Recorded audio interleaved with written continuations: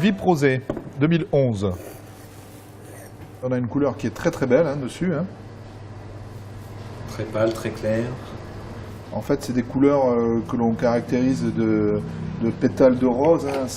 Regardez, la couleur est magnifique dessus. C'est vraiment translucide, c'est léger. On va pas faire une dégustation de vrai professionnel.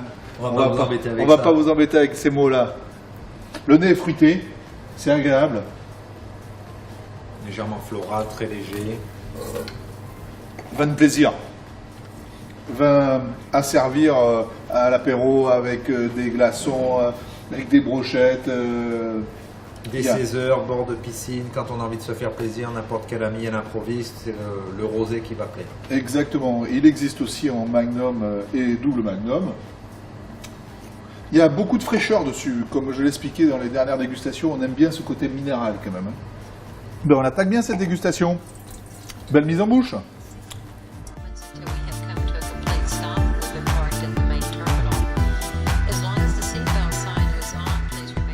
Maintenant, on va déguster Renaissance. Alors, Renaissance, en fait, c'est un conditionnement magnum et double magnum. Alors, comme on n'est que deux aujourd'hui et qu'on a un petit appétit avec Yann, on a ouvert une bouteille qui nous sert de dégustation. Donc, Renaissance d'un vin rouge. Yann, tu peux nous parler un peu de l'assemblage?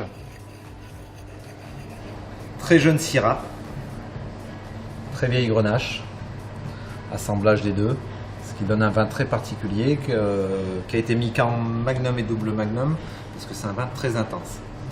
Donc beaucoup de gourmandise, beaucoup de fruits dès le départ, et on voulait surtout que les gens arrivent à le garder, d'où ce contenant, parce que c'est vrai qu'on ouvre un petit peu moins facilement un magnum ou double magnum, on préfère le garder pour des belles occasions, et on pensait que c'était un vin qui demandait un petit peu à vieillir. Là déjà on voit une très très belle couleur, il y a des couleurs qui sont très très denses, noires, regardez, c'est des couleurs très foncées, avec quelques reflets chocolatés dessus,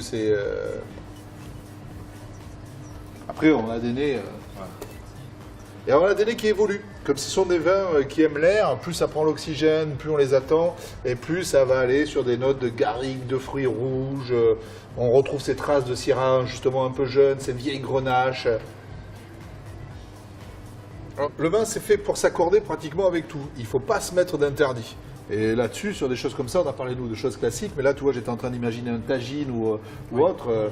Je vois bien des choses comme ça. Il ne faut pas s'arrêter. Il faut aussi faire sa cuisine et puis mettre le vin. Et puis après, le vin, c'est fait pour offrir entre amis, échanger. On n'aime pas, ça s'accorde. C'est surtout fait pour ça, quoi.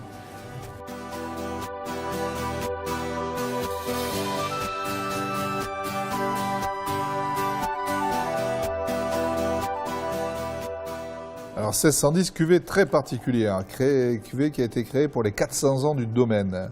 Syrah, Grenache, Carignan, un peu tous les cépages qu'on retrouve dans cette bouteille. Déjà une couleur qui est différente de celle qu'on avait tout à l'heure. Tout à l'heure on était sur un noir très profond et très très intense. Là on a des couleurs et des notes un peu plus claires dessus avec du foncé, mais on voit qu'il y a plus de reflets dessus. Et là aussi, le nez est différent. Alors, on n'est pas sur le même millésime. On était sur un 2009, on vient de monter sur un 2010. Donc, plus jeune, des notes de fruits plus puissants. On a vraiment du fruit frais. Tout à l'heure, on avait des notes qui étaient de fruits confiturés, qui étaient bien enrobés. Là, on a le vin avec toute l'expression de sa jeunesse. Alors ça, avec une daube de sanglier, avec... un veau aux olives. Pied paquet marseillais, oui. N'ayons pas peur de mettre du poisson avec les vins rouges non plus. Nous arrêtons pas à cet accord. On est vraiment sur la fraîcheur et le fruit frais.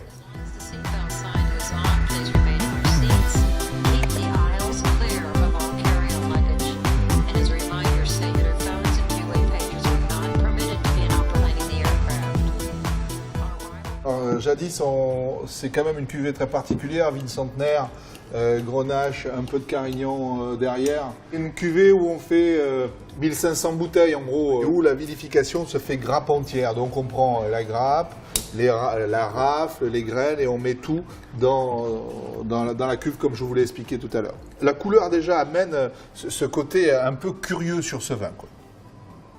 Après, on est... Yann parlait de Bourgogne, mais c'est vraiment là, un côté cerise, un côté légèrement mentholé. Et vraiment sur la finesse et l'élégance. C'est vraiment ce qui va caractériser cette cuvée. Il y a beaucoup de délicatesse, il y a beaucoup... Le finir avec un dessert, pas trop sucré hein, surtout, mais un petit peu amer et tout, c'est juste l'équilibre parfait, quoi. Allez, je vous en fais profiter. Je suis pas bégueule quand même.